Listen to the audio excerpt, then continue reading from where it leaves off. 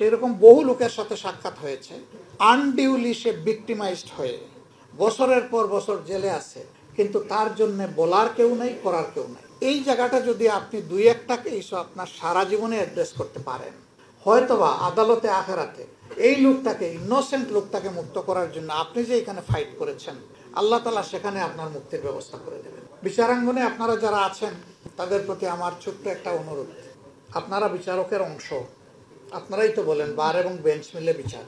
সকল বিচার একজন বড় মহাবিচারক আছেন। At the day of final judgement, সেদিন দুনিয়ার সকল বিচারক, আইনজীবী, ভিকটিম সকলকে সেদিন এবং উইটনেস যারা সবাইকে হাজিরা দিতে হবে।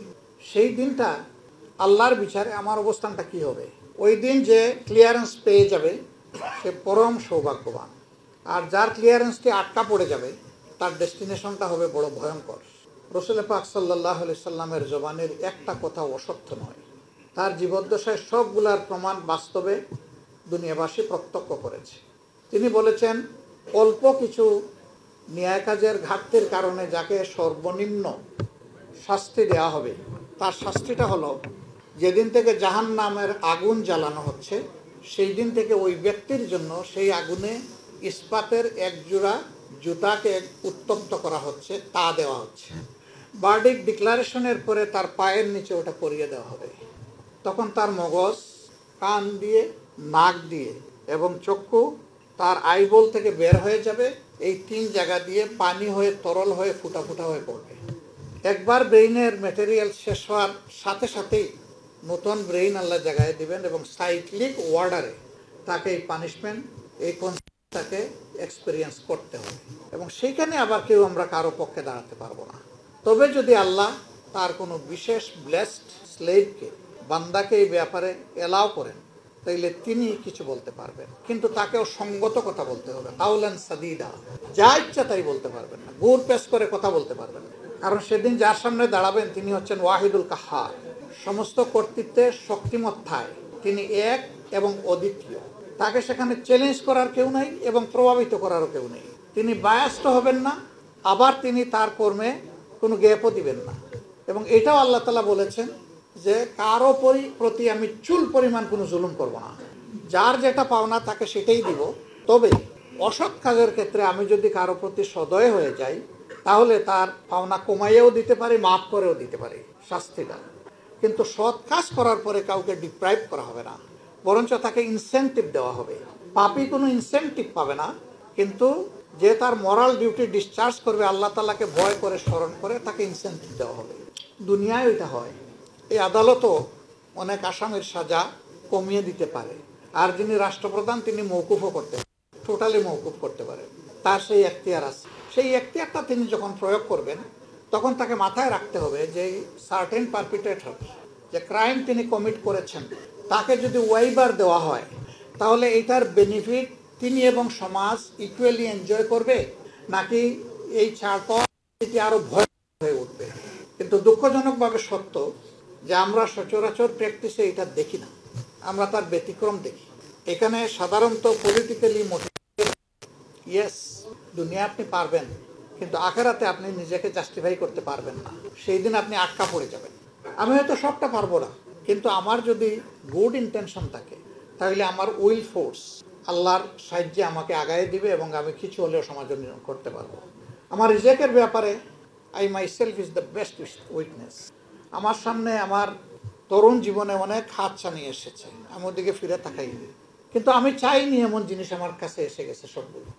এ থেকে আমার নিজের আস্থা নিজের উপর এতটুকু হচ্ছে, চাই অথবা না চাই, আমার ক্রিয়েটর যদি চান তাহলে যা আমার জন্য অ্যালট করবেন সবটাই আমার বাগে আসবে। এটা ভালো হইতে পারে, খারাপ হইতে পারে।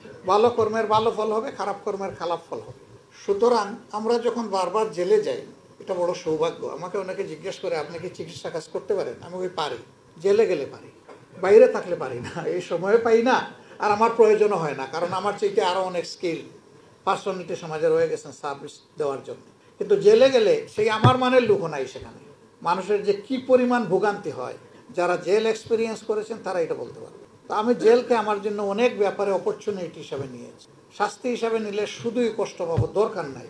আমি নিয়েছি অপরচুনিটি হিসাবে। সরকার আমার প্রতি খুবই আন্তরিক ছিল, এই জন্যে 5 বছর পর পর আমাকে নিয়ে যেত গেস্ট হাউসে। আবার নিলে বলতো যে বহুদিন পরে আপনার আতিথেয়তা আমরা ব্যবস্থা করেছি, তাড়াতাড়ি আপনাকে আমরা চাইবো না, থাকেন আমাদের সাথে থাকেন। আমি সেইভাবেই এনজয় করেছি আলহামদুলিল্লাহ। আমার কষ্ট লেগেছে, ওই জায়গাটায় বহু মানুষের সাথে আমার সাক্ষাৎ হয়েছে। একবার 82 বছরের একজনকে ওয়েবার দিয়ে তাকে মুক্ত করে দেওয়া হলো। সে বলল যে আমাকে এখানে কবর দেন, আমি যাব না, আমার যাওয়ার কোনো জায়গা নেই। 37 বছর ধরে আমি জেলে আছি, কেউ দুনিয়ায় আমার বেঁচে আছে কিনা আমি জানি না, তবে আমি নিশ্চিত আমার কোনো ভিটামাটি নাই। কারণ প্রথম দিকে আমার মামলার তদবির করতে, কার্যক্রম চালাতে গিয়ে আমার সব কিছু বিক্রি করে দেওয়া হয়েছে। জেল অথরিটি বলতেছে আপনাকে তো আর 1 ঘন্টাও রাখতে পারবো না। যে আমি যাব না, আপনারা রাখেন না রাখেন, আমি থাকবো এখানে। সে চিৎকার করে কাঁদতে শুরু করলো। জেল অথরিটি হাইয়ার অথরিটির সাথে যোগাযোগ করলো, কিন্তু জেল কোর্টে তো তাকে 1 মিনিটও আর রাখার কোনো সুযোগ নেই। সেই লোকটাকে পাজাকুলা করে জেল থেকে বের করে দেওয়া হলো। আবার অনেকে জেল থেকে বের হলে মনে হয় যেন মায়ের পেট থেকে নতুন করে আমার আরেকটি জন্ম হলো, সেই খুশির আনন্দে সে বের হয়ে আসে। আর এই লোকটা বলতেছে আমি যাব না, আমাকে এখানে কবর দেন। সেরকম বহু লোকের সাথে সাক্ষাৎ হয়েছে। আনডিউলি সে ভিক্টিমাইজড হয়ে বছরের পর বছর জেলে আছে, কিন্তু তার জন্য বলার কেউ নেই, করার কেউ নেই। এই জায়গাটা যদি আপনি 2-1টাকে ইস্যু আপনার সারা জীবনে অ্যাড্রেস করতে পারেন, হয়তোবা আদালতে আখেরাতে এই লোকটাকে, ইনোসেন্ট লোকটাকে মুক্ত করার জন্য আপনি যে এখানে ফাইট করেছেন, আল্লাহ তাআলা সেখানে আপনার মুক্তির ব্যবস্থা করে দেবেন। এই অনুভূতিটা অন্তরে নিয়ে আপনারা পারবেন। আমি দোয়া করি, আপনাদের উপর আমার আস্থা আছে। শুধু সিদ্ধান্তের ব্যাপার, শুধু একটা উইল ফোর্সের ব্যাপার। সমাজে অনেক জায়গায় অসঙ্গতি আছে, এই অঙ্গনটা যদি রিস্ট্রাকচার করা যায়, রিফর্ম করা যায়, যদি ক্লিন করা যায়, এর অর্ধেক যন্ত্রণা অটোমেটিক্যালি দূর হয়ে যাবে। আর বাকি যে অর্ধেক থাকবে আমরা সবাই মিলে দূর করতে পারবো ইনশাআল্লাহ। তবে এটা ঠিক, ড্রেনের পানি দিয়ে 14 বার হাত পা ধুইলেও একবারের অজুর সমান হবে না। পানিটা অবশ্যই পবিত্র হতে হবে। এই জন্য সঠিক রাস্তায় হাঁটতে হবে। সঠিক রাস্তায় হাঁটলে সমাজের মুক্তি আসবে, বেঠিক রাস্তায় হাসলে কখনো আসবে না। আমি হজ করতে যাব, মস্কোর প্লেনে উঠলে তো আমার মক্কা যাওয়া হবে না, আমাকে জেদ্দা অথবা মদিনার প্লেন ধরতে হবে, হজে যেতে হবে। আমরা মনে করি, বিশ্বাস করি, স্রষ্টা সকল সৃষ্টির প্রতি সবচেয়ে বেশি ভালোবাসা রাখেন। সেই স্রষ্টার পক্ষ থেকে মানব জাতির জন্য ভালোবাসার উপহার হিসাবে যে বিধান এসেছে তার নাম ইসলাম।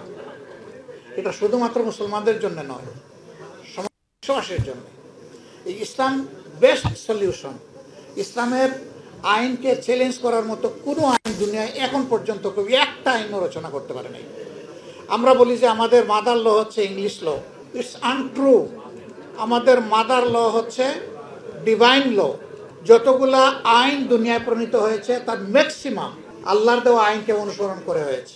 এই জন্য বিদ্যমান আইনের সাথে কোরআনের আইনের সংঘর্ষ খুব কম জায়গায়। যেই জায়গায় সংঘর্ষ বুঝতে হবে, কোরআনিক ল উইল প্রিভেইল, বাকি যেটা সেটা প্রিভেইল না। আমার সম্মানিত ভাইয়েরা, আমরা রোজার একদম শেষ পর্যায়ে চলে এসেছি। আল্লাহ তাআলার দরবারে দোয়া করি, এই ইফতার গ্রহণ করার মধ্য দিয়ে আল্লাহ তাআলা আমাদেরকে গুনাহ খাতা থেকে মুক্ত করুন। এই দশকটা হচ্ছে মানুষকে আল্লাহ তাআলা মাফ করে দেওয়ার দশক। যাদের নামের তালিকা তৈরি হচ্ছে আল্লাহর দরবারে মাফ করে দেওয়ার জন্য, আমরা যেন সবাই এই 3 হলে যারা আছি এবং তাদেরকে ভালোবাসি, আল্লাহ যেন তাদের সকলকে মাফ করে দেয়।